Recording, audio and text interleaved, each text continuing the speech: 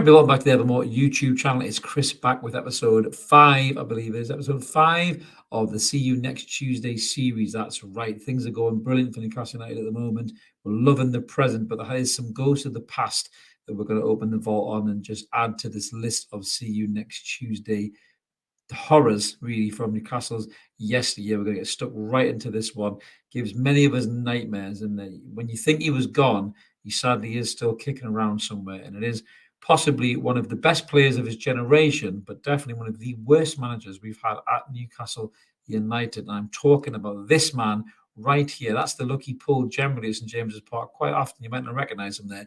That is Graeme Souness, or Graeme Souness, as he's been christened by Newcastle fans. So a little bit about Graeme Souness's time at Newcastle United. So if you don't know already, we were managed by the late great Sir Bobby Robson.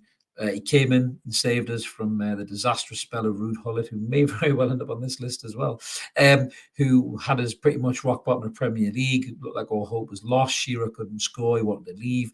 Bobby Robson came in, transformed us, got us back playing. Shearer was scoring. Everybody was buzzing. He built this brilliant young team full of youth and experience, blended perfectly together with the likes of Dyer and Bellamy and Shearer and Speed and Woodgate and Robert and Solana and all these brilliant footballers that just meshed so perfectly together, that finished third in league and fourth in league, playing the Champions League, went far in the Champions League, went the knockout stages, gave us some of the best nights of football we've ever seen at St James's Park. But as we all know, Sir Bobby Robson looked like, from the outside looking in, certainly with our owners anyway, that he was losing this dressing room. There was talk about Kieran Dyer taking the piss out of him and these young players he couldn't control anymore. And they made the decision to sack Bobby when we were 5th in the Premier League, which is unbelievable, unforgivable, really, if you think about it in this current day and age. So like something Chelsea would do. I know I keep slagging Chelsea off, but I don't like the way they do things. So yeah, we got rid of Bobby Robson and we're sitting in 5th, and we decided to bring in the opposite of Bobby Robson is what the then owners and chairman Freddie Shepherd thought, which was Graeme Souness. So ball-busting, hard-arsed Graeme Souness, who left Blackburn Rovers in 2004 in September. He took over the Newcastle job after Bobby left in August. Now, in Souness's first season, we didn't do particularly well. We had a very slow start to the season. He fell out with a lot of players, including some of our best players. He fell out with Laurent Robert. He fell out with Craig Bellamy. He fell out with Jermaine Genius. These were big players for us, Olivier Bernard. Part of Bobby's, core players really who really took us far in the league and the Champions League. And Souness just alienated them straight away. Obviously didn't want him around, wanted his own players there. So we finished 14th in the first season. This prick was in charge, which was actually our lowest finish since before our promotion season in 1993. And despite that, we did get to the quarterfinals of the UEFA Cup at the time and the semi-finals of the FA Cup.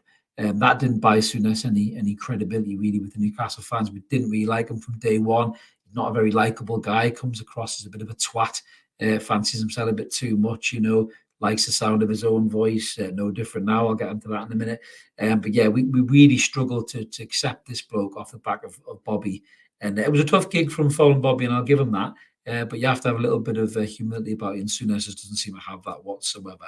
So going into the next season, Souness made wholesale changes to the Newcastle United squad, got rid of a lot of players of Bobby's era, and decided to bring in some of his own, some pearlers here. Wait to hear some of these. So these are the players that he got rid of. Okay, so he got rid of Craig Bellamy. Didn't want Craig Bellamy around. Got rid of Laurent Robert. Got rid of Patrick Kluivert, who, to be fair, was coming towards the end of his career.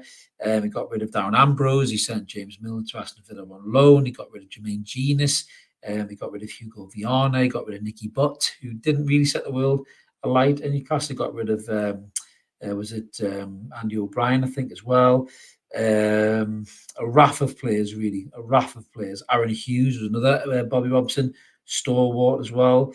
And just lots of players that he got rid of. He did bring in some all right players in amongst the mix. He brought in Scott Parker, who divides opinion with the Newcastle players. He brought in Emery, who had moments in a Newcastle shirt. He brought back Solano as part of that Milner deal to Aston Villa. Albert Luque, less said about him, the better, really. And some of the stinkers, Boom Song. He bought in Jon Allen Boom Song from Rangers for £8 million, which an EP.5 from Portsmouth for 2 million, which actually were two deals that got looked at in close proximity for rugby transfer deals, by the way. And Souness was very quick to deny all knowledge of that. But yeah, he did not do some great deals, to be fair. Tim Crowe came in; he was a young lad at the time, and the big one for him was Michael Owen. That's what he hung his hat on. The Michael Owen deal was the big one. Never worked out. Souness has since come out and said that he wanted Nicholas Anelka all along. Didn't want Michael Owen. Anelka would have been a good signing for us, but he probably would have fell out with him in about 3 weeks because he falls out with everybody. So going into that season, he was hoping that Michael Owen's signing was going to do something. And again, it was a slow start to that season. Just looking at it again, he was criticised for his lack of long-term planning, by the club, and then he was sacked. I think it was the beginning of February 2006. We were sitting in 15th in the Premier League. We were sliding dangerously close to the relegation battle, and he got binned. And Glenn Roeder came in, and Glenn Roeder took us up to 7th.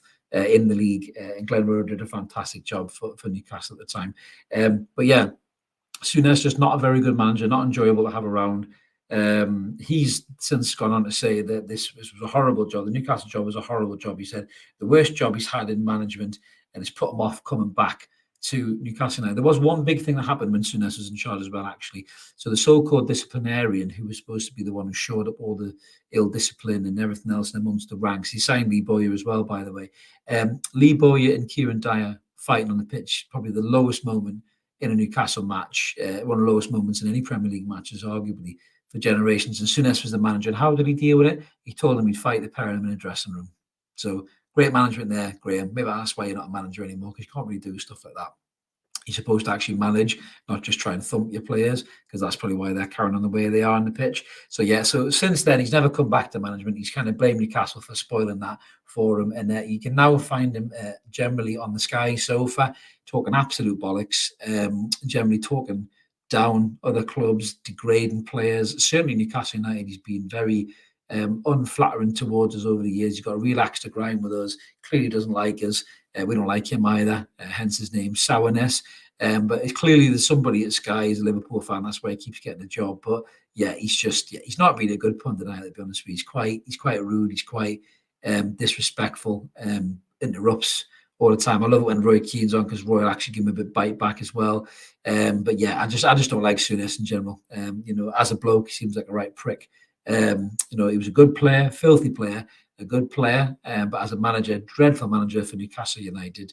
I was glad we got rid of him, and he firmly deserves his place on the CU next Tuesday list. So if this is the kind of thing you like, guys, please, by all means, drop us a subscribe. I'd love you to come join us. We're on about 2,975 subscribers now, I think, round about that. So loads of room for you here and evermore. 2 live shows, Mondays and Wednesdays, and pop a video, just like the See You Next Tuesday one you've just watched. So smash the button, come and join us. And we'll catch you next time and evermore for some more See You Next Tuesday. Who's going to make the list next? Drop a comment, see if you can guess, and we'll let you know. Catch you later, everybody. Cheers. Bye.